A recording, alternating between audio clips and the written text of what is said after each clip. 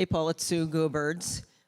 Thanks so much for being a partner in this work and for really standing truth to power. You're in a position where you can do it.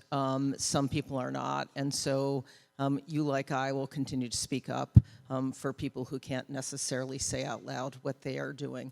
That doesn't mean that you can't advocate one at a time in the exam room and do what's right for your families. I have one question for you in the vaccine education center at CHOP.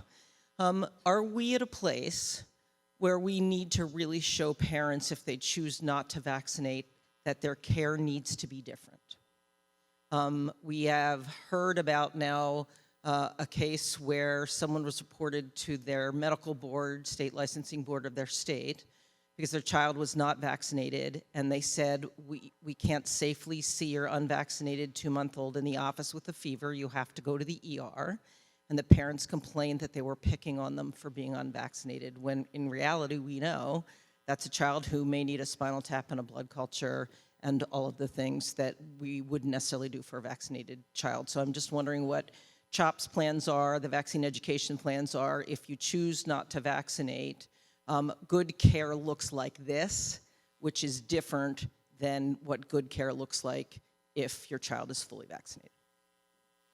Right. So the Vaccine Education Center educates. We don't set policy for the hospital. But no, it's a really good point. I mean, when I was a resident in the late 70s at Children's of Pittsburgh, we would have these 12-hour on, 12-hour off emergency department shifts. I would do 2 to 3 spinal taps a night, right? Didn't have a pneumococcal vaccine, didn't have a Hib vaccine, didn't have a meningococcal vaccine. Now, most residents in our hospital don't do spinal taps. They don't know how to do them. It goes to the interventional radiologist. But we're getting there. You're right. I mean, you know, because we used to handle fever in a young child much differently before those 3 vaccines came out. And so what now? You definitely are seeing more cases of Hib. That's clear. I haven't seen for meningococcus or pneumococcus, but then you have our president of the United States saying that he wants to make, meningococcus essentially just for high-risk groups. I'm sorry, who are those high-risk groups? Anybody can get a meningococcal disease. So I guess we'll see how this plays out. It's interesting. It's punishing to the parent, obviously, to do that, but I don't know. I'm not sure the answer to that question. It certainly would get people's attention if that became a policy for a hospital practice.